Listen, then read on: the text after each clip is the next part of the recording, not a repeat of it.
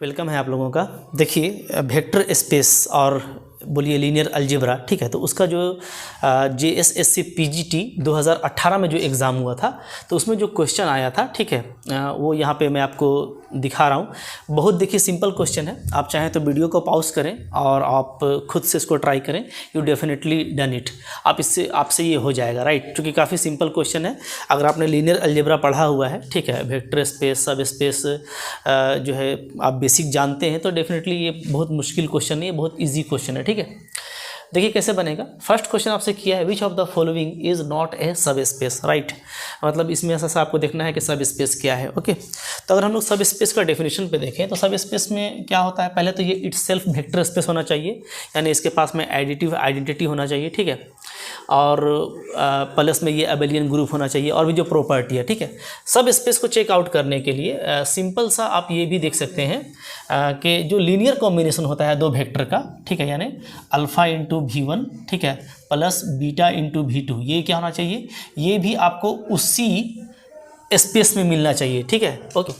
अब यहाँ पे अगर आप ऑप्शन वाइज देखें तो जिनकी अच्छी प्रैक्टिस है वो तो डायरेक्टली देख लेंगे कि हमको देखिए नॉट लेना है, नॉट, ठीक है। और यहाँ पे आपको दिख रहा है कि Q तो भाई सब स्पेस होता है, X और Y का अगर इस तरह का लीनियर कॉम्बिनेशन है जो इक्वल टू 0 है तो वो सब स्पेस होता है, ठीक है। तो ऑप्शन, ये स्टेटमेंट करेक्ट है, ऑप्शन करेक्ट नहीं है, ठीक है। तो मैं यहाँ पे थोड़ा सा ये कर लेता हूँ क्या कि ये आपका क्या है, C। तो ये ऑप्शन आपका करेक्ट है, ठीक है, मतलब ये स्टेटमेंट आपका करेक्ट है, ये भी स्टेटमेंट आपका करेक्ट है, लेकिन आपको नॉट लेना है, राइट। तो these are not the correct option, option हमको चूज़ करना है। तो ये वेक्टर स्पेस है, ये भी आपका वेक्टर सब स्पेस है। इसको आप देखिएगा तो इसमें भी आप देखिए ना, x को कॉमन ले सकते हैं आप, यानी इसका जो डायमेंशन है वो 1 है, ठीक है। अगर इसका डायमेंशन 1 है तो डेफिनेटली ये ओवर रियल क्या है, ये भी एक सब स्पेस है, यानी इस तरह का हर प्रॉपर्टी को ये सेटिस्फाई करेगा, ठीक है। अच्छा, तो अब यहाँ पे जो नॉट ए सब स्पेस है तो वो डेफिनेटली आपका ये ए वाला करेक्ट ऑप्शन है, इसलिए कि ये क्या है, ये नॉट ए सब स्पेस है। कैसे मैं आपको दिखाता हूँ। आपको ऐसा टपल लेना है जो इसको सेटिस्फाई करता हो कि x इंटू वाई का मल्टीपल 0 होगा, ठीक है।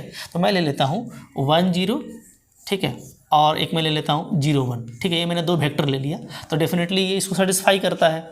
अब मैं क्या करता हूँ कि लीनियर कॉम्बिनेशन यूज़ करता हूँ, ठीक है। तो मैं स्केलर अल्फ़ा और बीटा जो है वो रियल ले लेता हूँ, क्या वो मैं ले लेता हूँ आपका दोनों 1 ले लेता हूँ, ठीक है, 1 1। तो अगर दोनों में 1 1 ले लूँ, ठीक है, तो क्या होगा, तो ये V1 प्लस V2 सिंपल ही होगा, यानी इन दोनों को ऐड करेंगे आप 1 0 और प्लस 0 1, ठीक है। तो इसको आप ऐड करेंगे तो ये क्या आ जाएगा, ये आपका आ जाएगा 1 1। अब देखिए ये जो 1 1 आया है तो डेफिनेटली 1 इंटू 1 क्या होता है, 0 नहीं होता है, यानी आप अगर 1 इंटू 1 करेंगे तो ये कभी 0 आएगा, कभी 0 नहीं आएगा।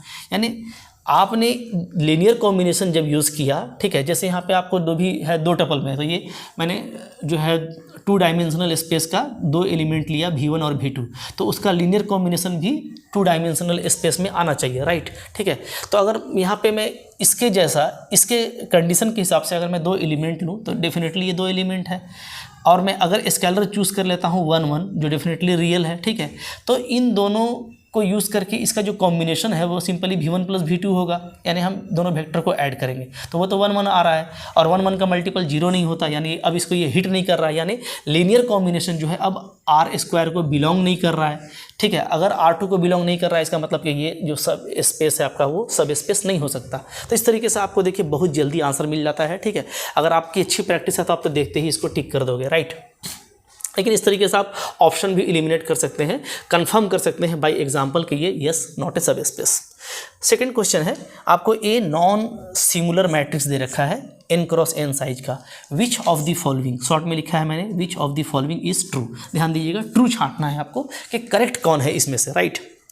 तो देखिए नॉन सिंगुलर मैट्रिक्स है तो पहला बोलता है eigen vector of A are orthogonal to each other.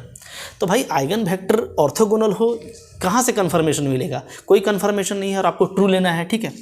अच्छा, दूसरा बोलता है ट्रेस। ट्रेस क्या होता है, सम ऑफ डायगोनल एलिमेंट्स, ठीक है, करेक्ट है, सम ऑफ डायगोनल एलिमेंट ही होता है, तो वो नॉन जीरो होगा। मैं आपको एक दिखाता हूँ एग्जाम्पल, जैसे देखिए मैं एक लेता हूँ मैट्रिक्स, ठीक है, 1 0 0 -1, राइट।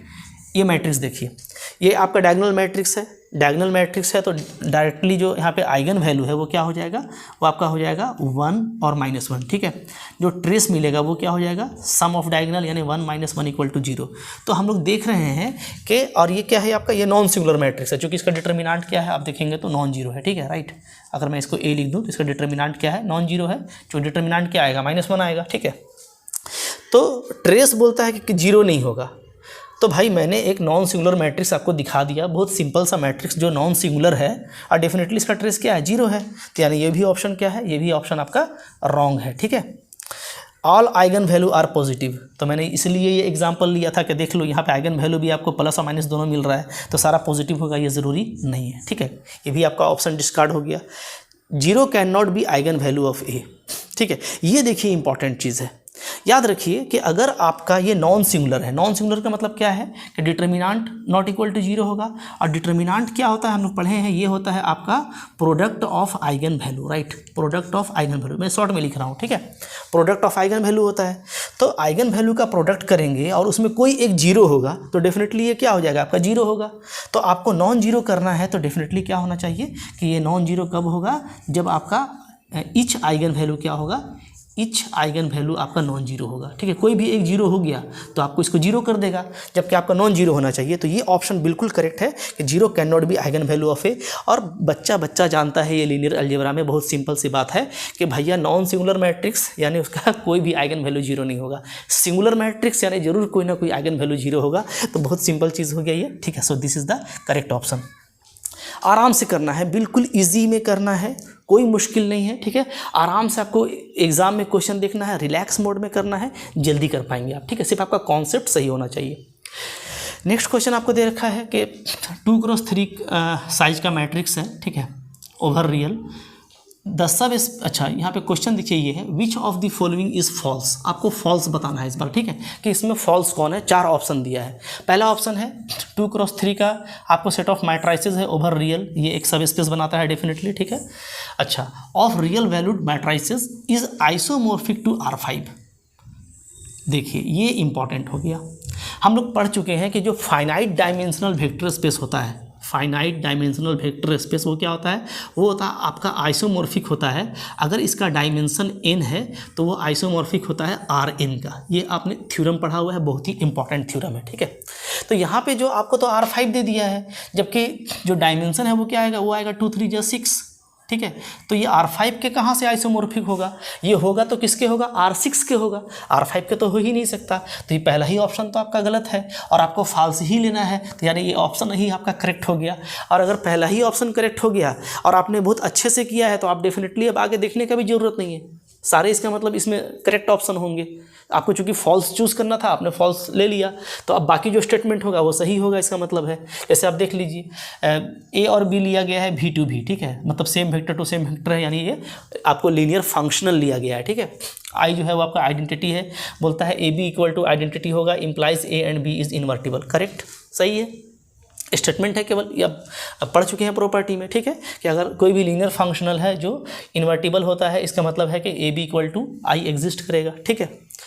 अच्छा, a linear transformation T is invertible if and only if T is 1 1 onto. ये भी हम लोग पढ़ चुके हैं। लीनियर ट्रांसफॉर्मेशन में बहुत इंपॉर्टेंट प्रॉपर्टी है कि इन्वर्टिबल तभी होगा जब T आपका 1 1 भी होगा, ऑन टू भी होगा, ठीक है। और नंबर डी, ये आपको जो है एक लीनियर ट्रांसफॉर्मेशन दे रखा है, ठीक है, ये कंटिन्यूअस फंक्शन है, यहाँ से आपको रियल पर दिया है, इस तरह से तरीके से डिफाइन किया है, बोलता है ये लीनियर फंक्शनल है। तो आप चाहें ना तो इसको चेकआउट कर सकते हैं, लीनियर फंक्शनल का दोनों प्रॉपर्टी यहाँ पे हिट करेगा, ठीक है। अगर नहीं भी चेकआउट करते आप तब भी आपका काम हो जाएगा, क्योंकि हमको जो ऑप्शन मिलना था वो मिल गया और एग्जाम में इतना टाइम नहीं रहता, तो डेफिनेटली इसको आप चेकआउट कर लीजिएगा। ये आपका होमवर्क है कि इस तरह का, ऐसे भी आपको ये जनरल प्रैक्टिस है कि इस तरह का तो लीनियर फंक्शनल हो ही जाता है, ठीक है। तो आपका यहाँ पे एक करेक्ट ऑप्शन है। तो देखिए मुश्किल क्वेश्चन नहीं था, सिंपल क्वेश्चन था, आपने भी एंजॉय किया। इसी तरीके से आपको एग्जाम में भी एंजॉय करना है। सिंपल क्वेश्चन आते हैं, मैं सारे क्वेश्चन आपको बता रहा हूँ, सबको एक साथ इसलिए नहीं बता रहा कि मैं टेलीग्राम में क्वेश्चन डालता हूँ, क्योंकि मैं इसका कॉन्सेप्ट आपको जब पढ़ा देता हूँ तो आपके लिए ईजी हो जाता है। तो मैं चाहता हूँ कि आप इसको खुद से सोल्व करें, तो आपके अंदर एक कॉन्फिडेंस आता है और आप ऐसा कर भी रहे हैं, ठीक है। तो डेफिनेटली आपको ये अच्छा लगा है, लाइक कर दीजिए, ठीक है। चैनल पर नए हैं तो सब्सक्राइब कर लीजिए, फ्रेंड्स को शेयर कीजिए कि बहुत मुश्किल क्वेश्चन नहीं आता है, अच्छे से तैयारी करना है। और अगर आपको मेरे कोर्सेज ज्वाइन करने हैं तो आप जो है डिस्क्रिप्शन में चले जाइए, वहाँ पे आपको ऐप का लिंक भी मिल जाएगा, ठीक है। और डेफिनेटली आप व्हाट्सअप कर सकते हैं इस नंबर पे, तो आपको मैं ज्वाइन कर लूँगा, ठीक है। आप रिक्वेस्ट करेंगे तो। Thank you very much.